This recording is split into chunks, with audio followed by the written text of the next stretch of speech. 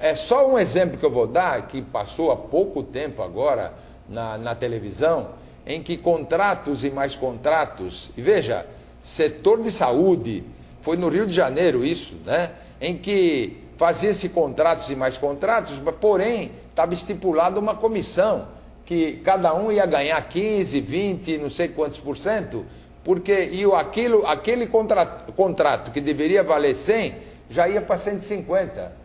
Ou aquele que era para ser 70, ia para 120, e assim por diante. Quer dizer, então, o povo está perdendo com esses contratos. Porque, é isso que você falou, não existe nenhuma empresa que seja contratada que não queira lucro. Isso não existe. A empresa trabalha para ter lucro. Na medida em que ela tem, o lucro começa a baixar, ela sai fora. Ela sai fora. Então, na verdade, é isso que você falou, é verdadeiro.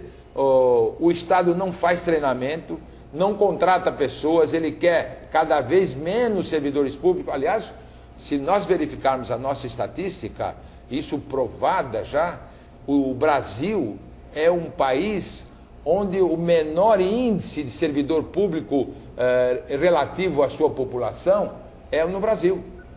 Então, o nosso índice é muito baixo e está reduzindo ano a ano. Por quê? Porque eles querem o Estado mínimo. Não, vamos colocar quanto menos servidores, melhor. Na verdade, quando você reduz o número de servidores, não treina mais ninguém, não tem concurso público, o que acontece? Aí você parte para a terceirização. Tem um caso até que nós vimos hoje, Totilo, que merece a gente falar sobre isso. Na educação, está com uma falta de aproximadamente 50 mil professores. Nossa. É o que se ouviu hoje lá, até nas questões da educação.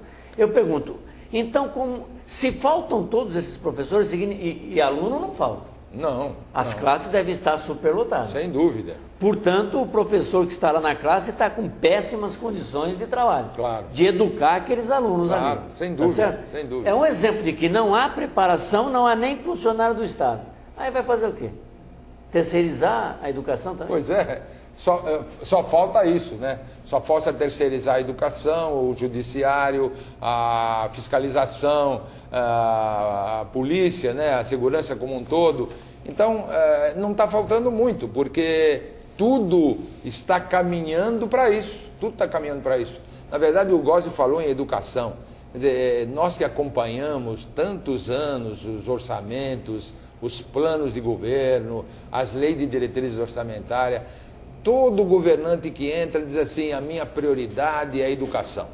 Eu acho que a número 1 é a educação. Aí quando você vai verificar o orçamento, o valor de que é colocado na Secretaria de Educação é menor do que anos anteriores ou não é proporcional ao crescimento que deveria. Quer dizer, não há concurso, professores são professores substitutos, na verdade são professores substitutos, que são mal preparados. E sem segurança, né? Não sem sabe segurança se nenhuma. vai ser professor Ele não sabe nem se vai ser continuar ou não continuar. Quer dizer, é preciso a gente tratar a educação com mais respeito. É preciso fazer com que não haja essa disparidade incrível entre o setor público e o setor privado. Porque quem tem recurso não procura o setor público. Ele vai gastar um dinheiro alto, bem alto por sinal, para poder formar o seu filho.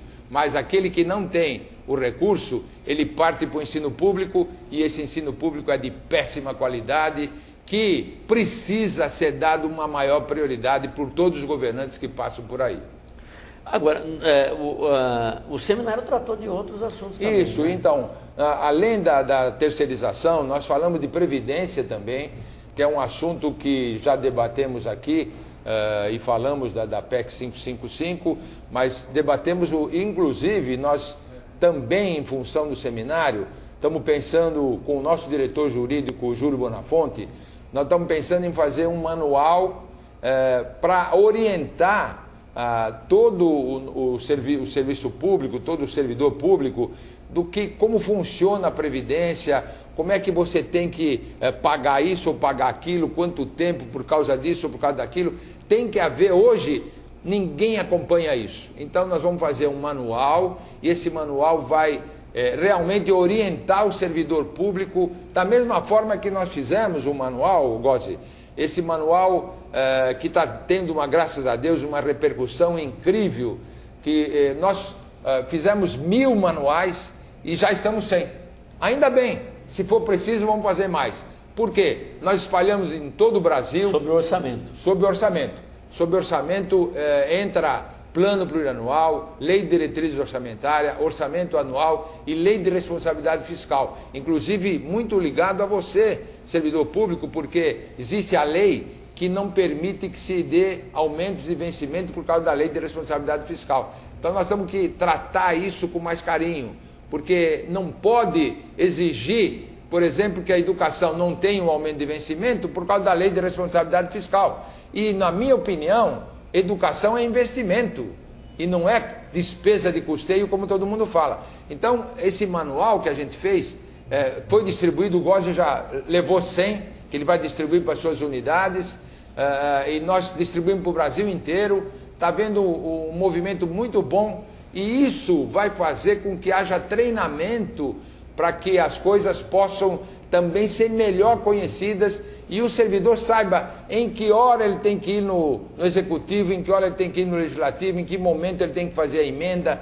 em que momento ele tem que pleitear com o deputado, enfim, são coisas que todo mundo tem que ficar sabendo e não só uma pequena parte. Isso vai fazer com que as coisas possam caminhar melhor e nós, servidores, podemos fazer com que o Estado também faça aquilo que é necessário fazer. Então, a exemplo do orçamento, nós também queremos fazer com a Previdência, que foi o segundo ponto. Você vai